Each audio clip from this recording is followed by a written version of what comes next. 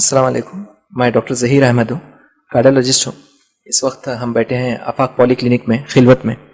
तो आज हमने एक कार्डियोलॉजी कैंप कंडक्ट किया जहाँ पे नियर अबाउट 100 पेशेंट्स आए थे।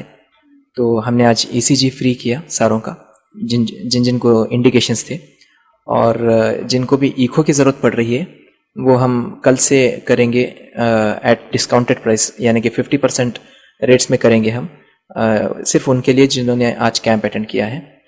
तो काफ़ी अच्छा रिस्पांस था कैंप का। कुछ शुगर के पेशेंट्स भी आए तो उनका भी ट्रीटमेंट हुआ है, और लैब्स पे भी हमने आज 20% डिस्काउंट दिया है ताकि जो इम्पोर्टेंट टेस्ट होते हैं कार्डियक पॉइंट ऑफ व्यू से उनके टेस्ट किए जाएं, और जो भी छुपे हुए बीमारियां रहते हैं बाज़ वक्त वो भी सामने आ जाएं।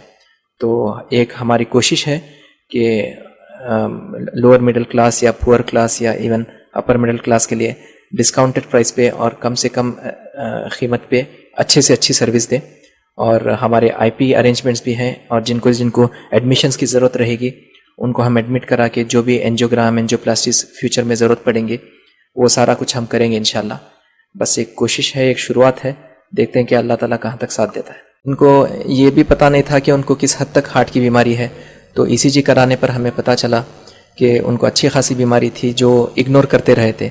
जैसा कि आप जानते हैं कि हैदराबाद जो है डायबिटीज़ का हब है, और जिनको डायबिटीज़ होता है उनको अक्सर हार्ट का हो जाता है। लोग इग्नोर कर लेते रहते हैं, बोलते हैं कि ऑन द काउंटर जो भी दवाएं मिल जाते हैं वो खा लेते रहते हैं टाइम पास। लेकिन कई लोग ऐसे भी थे जिनका बीपी अच्छा खासा बढ़ा हुआ था और उनको इस बात का इल्म भी नहीं था। तो ऐसे चीज़ों को हमने स्क्रीन किया और डायग्नोस किया, और सारों का ट्रीटमेंट हमने स्टार्ट किया है, और वो फॉलोअप के लिए आएंगे इंशाल्लाह। और जो भी उनके लिए सर्विसेज हमारे से हो सकते हैं हम अच्छे से अच्छे तरीके से देने की कोशिश करेंगे।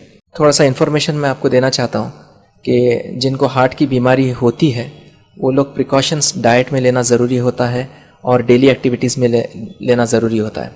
ये लोग रेड मीट अवॉइड करना है, यानी कि गाय का गोश्त, जिनको ऑलरेडी हार्ट की बीमारी होती है, इस्कीमिक हार्ट डिजीज़ जिसे बोलते हैं। और मटन भी बहुत कम कर देना है। चिकन खाया जा सकता है, वो भी लीन चिकन विदाउट स्किन जिसे बोलते हैं, हफ्ते में 1 बार। फ़िश खाया जा सकता है, हफ्ते में 2 बार। वेजिटेबल्स का ज़्यादा इस्तेमाल करना, और डालडा, देसी घी, ऐसे ऑयल्स यूज़ नहीं करना है, रिफाइंड ऑयल यूज़ करना है।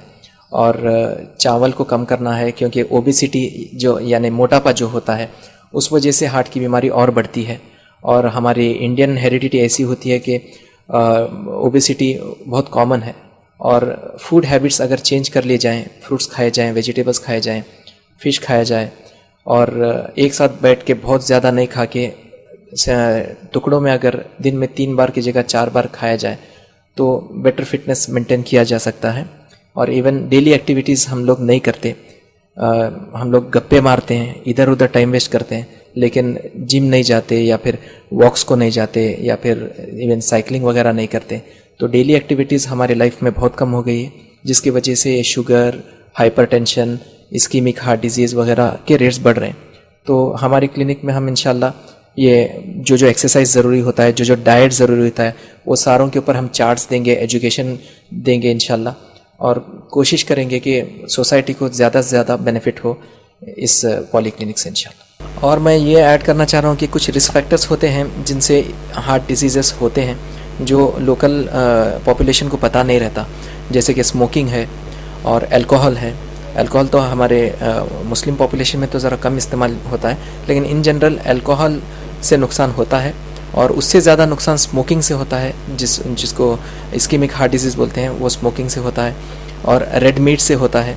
और ये कोलेस्ट्रॉल लेवल्स अगर बढ़ के हों तो उससे भी होता है। बहुत लोगों को कोलेस्ट्रॉल लेवल्स या ट्राइग्लिसराइड लेवल्स, एलडीएल वगैरह जो बोलते हैं, लिपिड प्रोफाइल करने पर जो पता चलता है, वो बढ़ के होते हैं, लेकिन पेशेंट को तकलीफ़ नहीं होती रहती, तो कभी उसके बारे में तवज्जो नहीं देता।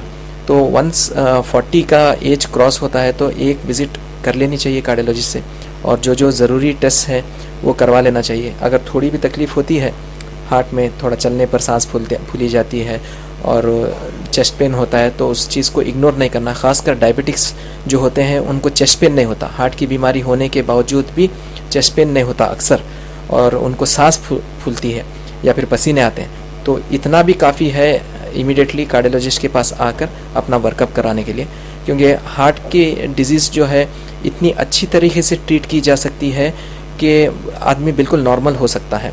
मतलब अगर अटैक आने से पहले अगर ले लिया जाए या फिर थोड़ा सा अगर एंजियो पे कुछ है तो इमीडिएटली स्टेंट डाल के पहले की तरह कर लिया जा सकता है। ये कोई बड़ा कैंसर या एड्स नहीं है कि उसका इलाज नहीं है।